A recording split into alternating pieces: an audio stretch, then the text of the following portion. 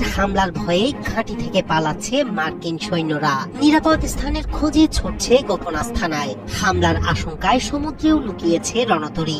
American কর্মকর্তারা জানিয়েছেন অনেক ঘাঁটি এখন ধ্বংসপ্রাপ্ত, ব্যবহারযোগ্য নয় রাডার ও কমান্ড সেন্টার। আতঙ্ক আর অজানা বিপদের ছায়া নেমে এসেছে পুরো বাহিনীর ওপর। প্রতিটি পদক্ষেপে ভয়ের স্পর্শ, প্রতিটি নজরে সতর্কতার ছাপ। আইআরজিসি বলছে ইরানের আগ্রাসনের ছায়া এখন শুধু ঘাঁটিগুলো নয়, নাড়া দিয়েছে পুরো মার্কিন সামরিক উপস্থিতি। ইরানের ড্রোন ও ক্ষেপণাস্ত্র হামলায় অচল হয়ে পড়েছে মধ্যপ্রাচ্যে অবস্থিত মার্কিন সামরিক ঘাঁটিগুলো।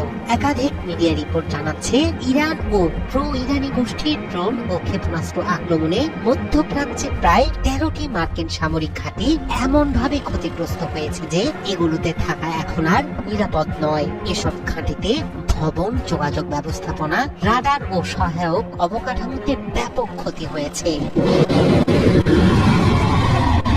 বিশেষজ্ঞরা বলছেন ইরানের হামলা কেবল প্রতীকী হামলা নয়, বরং তা সরাসরি মার্কিন সামরিক ক্ষমতা ও ঘাঁটিগুলোর কার্যকারিতা লক্ষ্য করে করা হচ্ছে। ক্ষতিগ্রস্ত ঘাঁটিগুলোতে থাকা সৈন্যদের অনেককে অস্থায়ীভাবে হোটেল, নিরাপদ অফিস বা অন্য স্থানে স্থানান্তর করা হচ্ছে, কারণ স্থায়ী ঘাঁটিগুলোতে থাকা আর নিরাপদ নয়। ইরান ও আমেরিকার মধ্যে যুদ্ধে উভয় পক্ষই একে অপরকে লক্ষ্য করে আক্রমণ চালাচ্ছে এবং মধ্যপ্রাচ্যের সামরিক পরিবেশ এখন বেশ জটিল ও বিপজ্জনক। ইরান বলছে তারা তাদের ঘাঁটিগুলোকে লক্ষ্য করে হামলা চালাচ্ছে যাতে মার্কিন সামরিক উপস্থিতিকে দুর্বল করা যায়। ঘাঁটিগুলোর উপর ড্রোন ও ক্ষেপণাস্ত্র হামলার ফলে যোগাযোগ ব্যবস্থা, রাডার ও অন্যান্য সমর্থন অবকাঠামোতে ক্ষতি হওয়ায় মার্কিন সেন্ট্রাল কমান্ডকে অন্য স্থান থেকে পরিচালনা ও সমন্বয় করতে হচ্ছে, যা পূর্বের মতো ঘাঁটির মধ্যেই কাজ চালানোর চেয়ে অনেক কঠিন। এই পরিস্থিতিতে সৈন্যদের নিরাপত্তা একটি বড় উদ্বেগ হিসেবে দাঁড়িয়েছে। ঘাঁটিগুলোতে থাকা নিরাপদ আশ্রয় অচল হওয়ার কারণে সৈন্যদের অস্থায়ীভাবে সরিয়ে নেওয়া হচ্ছে।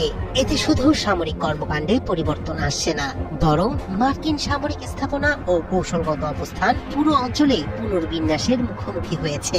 সামরিক বিশ্লেষকরা বলছেন এটি ক্ষুদ্র কোনো যুদ্ধ নয়, বরং দীর্ঘস্থায়ী কৌশলগত সংঘাতে রূপ নিচ্ছে, যেখানে ইরান তাদের কৌশলকে পুনর্বিবেচনা করছে।